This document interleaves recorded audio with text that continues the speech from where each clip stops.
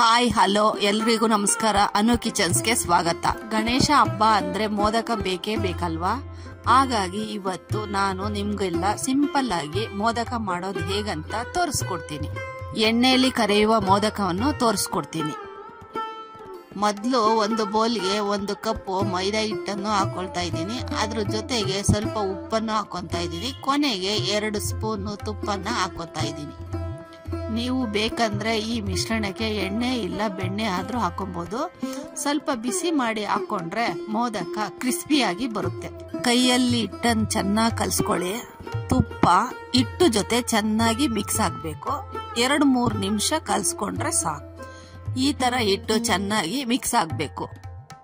ಈಗ ಸ್ವಲ್ಪ ಸ್ವಲ್ಪನೇ ನೀರು ಹಾಕೊಂತ ಹಿಟ್ಟನ್ನು ಚೆನ್ನಾಗಿ ಕಲ್ಸ್ಕೊಂತ ಬರ್ಬೇಕು. ಜಾಸ್ತಿ ನೀರು ಒಂದೇ ಸತಿ ಹಾಕೊಳಕ್ ಹೋಗ್ಬಾರ್ದು.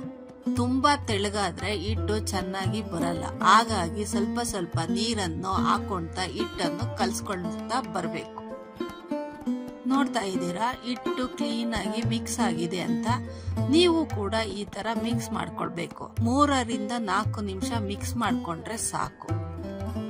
ಇವಾಗ ಮಿಕ್ಸ್ ಮಾಡ್ಕೊಂಡಿರೋ ಹಿಟ್ಟು ಮೇಲೆ ಸ್ವಲ್ಪ ಮೈದಾ ಹಿಟ್ಟನ್ನು ಹಾಕೊಂಡು ಪ್ಲೇಟು ಇಲ್ಲ ಬಟ್ಟೆ ಏನಾದ್ರೂ ಮುಚ್ಚಿ ಸ್ವಲ್ಪ ಹೊತ್ತು ನೆನೆ ಹಾಕೋದಿಕ್ಕೆ ಬಿಡೋಣ. ಇವಾಗ ಹೂರ್ಣ ರೆಡಿ ಮಾಡ್ಕೊಳ್ಳೋದಕ್ಕೆ ಪಾಕ ತಕ್ಕೋಬೇಕು. ಅದಕ್ಕೋಸ್ಕರ ಒಂದು ಪಾನ್ನ ಸ್ಟವ್ ಮೇಲೆ ಇಟ್ಟು ಪಾನ್ಗೆ 2 ಸ್ಪೂನು ತುಪ್ಪ ಹಾಕಿ ಅದರಲ್ಲಿ ಗೋಡಂಬಿನ ಕೆಂಪುಗಾಗೋ ತರ ಹುರ್ಕೊಬೇಕು. ಗೋಡಂಬಿನ ಹುರ್ಕೊಂಡಿರೋ ಪಾನ್ನಲ್ಲಿ 1 ಬೌಲ್ನಷ್ಟು ಹಸಿಕಾಯಿನ ಚೆನ್ನಾಗಿ ತುರ್ಕೊಂಡು ಅದನ್ನ ಇದ್ರೊಳಗೆ ಹಾಕೊಂಡು ಚೆನ್ನಾಗಿ ಹುರ್ಕೊಬೇಕು. ಗೋಡಂಬಿ ಜೊತೆ ಬಾದಾಮಿ, ಪಿಸ್ತಾ ಯಾವ್ದು ಡ್ರೈ ಫ್ರೂಟ್ಸ್ ಸಿಕ್ಕುತ್ತೋ ಅದನ್ನ ಹಾಕೊಬಹುದು. ಗೋಡಂಬಿ ತುರ್ದಿರೋ ಕಾಯಿನ ಚೆನ್ನಾಗಿ 1 ನಿಮಿಷ ಹುರ್ಕೊಂಡು ಆಮೇಲೆ ಅದಕ್ಕೆ ಅರ್ಧ ಹಚ್ಚು ಬೆಲ್ಲನ ಚೆನ್ನಾಗಿ ಚೆಚ್ಕೊಂಡು ಹಾಕೊಳ್ತಾ ಇದ್ದೀನಿ. ಈ ಮಿಶ್ರಣಕ್ಕೆ ನೀರು ಹಾಕೊಬಾರ್ದು. ಬೆಲ್ಲ ಕರಗಿ ಪಾಕ ಆಗುತ್ತೆ. ಅಲ್ಲಿವರೆಗೂ ಚೆನ್ನಾಗಿ ಇದನ್ನು ಹುರ್ಕೊಂತ ಇರಬೇಕು ಅಷ್ಟೇ. ಈಗ ಪಾಕ ಚೆನ್ನಾಗಿ ಬಂದಿದೆ. ಇವಾಗ ಸ್ಟವ್ ಆಫ್ ಮಾಡ್ಕೊಂಡು ಇದಕ್ಕೆ ಇವಾಗ ಅರ್ಧ ಸ್ಪೂನ್ ಅಷ್ಟು ಯಾಲಕ್ಕಿ ಪುಡಿನ ಹಾಕೊಂಡು ಸ್ವಲ್ಪ ಮಿಕ್ಸ್ ಮಾಡ್ಕೋಬೇಕು. ಈಗ ಪಾಕ ರೆಡಿಯಾಗಿದೆ. ಅದ್ರ ಜೊತೆ ಹಿಟ್ಟು ನಾವು ಕಲಸಿಟ್ಟಿದ್ವಲ್ಲ ಅದು ಕೂಡ ರೆಡಿಯಾಗಿದೆ. ಅದು ಸ್ವಲ್ಪ ಹಿಟ್ಟನ್ನ ನಾತ್ಕೊಂಡ್ರೆ ಅದಕ್ಕೆ ಬರುತ್ತೆ. ಈಗ ಹಿಟ್ಟನ್ನ ಸ್ವಲ್ಪ ಸ್ವಲ್ಪನೇ ತಗೋಬೇಕು.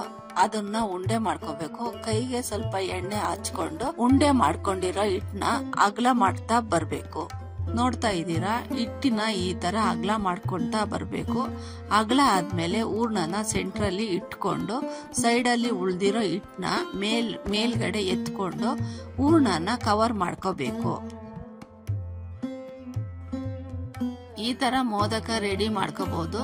ಇಲ್ಲ ಕೈಯಲ್ಲಿ ಆಗಲ್ಲ ಮಾಡೋದಕ್ಕೆ ಅಂತ ಅನ್ಸಿದ್ರೆ ಒಂದ್ ತಟ್ಟೆ ಮೇಲಾದ್ರೂ ಮೋದಕನ ರೆಡಿ ಮಾಡ್ಕೋಬಹುದು.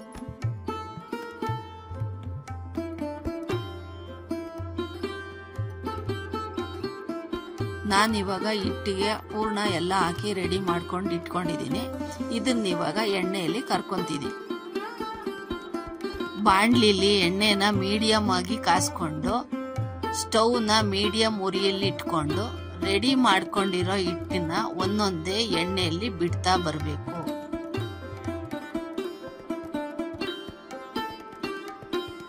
ಹಿಟ್ಟನ್ನ ಜಾಸ್ತಿ ಹೊತ್ತು ಎಣ್ಣೆಯಲ್ಲಿ ಕರಿಬೇಕು ಅಂತ ಏನಿಲ್ಲ. ಸ್ವಲ್ಪ ಕೆಂಪಗಾದ್ರೆ ಸಾಕು. ನಮ್ಮ ಮೋದಕ ರೆಡಿಯಾಗಿರುತ್ತೆ.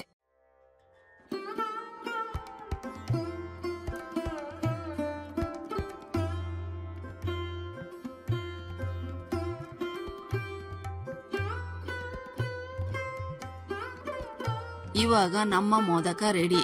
ನೋಡಿದ್ರಲ್ಲ ಎಷ್ಟು ಸಿಂಪಲ್ ಆಗಿ ಬರೀ 10 ನಿಮಿಷದಲ್ಲಿ ಮೋದಕನ ರೆಡಿ ಮಾಡ್ಕೊಂಡ್ವಿ ಅಂತ. ನೀವು ಮಾಡ್ಕೊಳ್ಳಿ, ಹೇಗಿದೆ ಅಂತ ನಮಗೂ ತಿಳಿಸಿ. ಇದೇ ತರ ಸಿಂಪಲ್ ಅಡುಗೆಗಾಗಿ ಅನುಸ್ ಕಿಚನ್ ನ ಸಬ್ಸ್ಕ್ರೈಬ್ ಮಾಡಿ.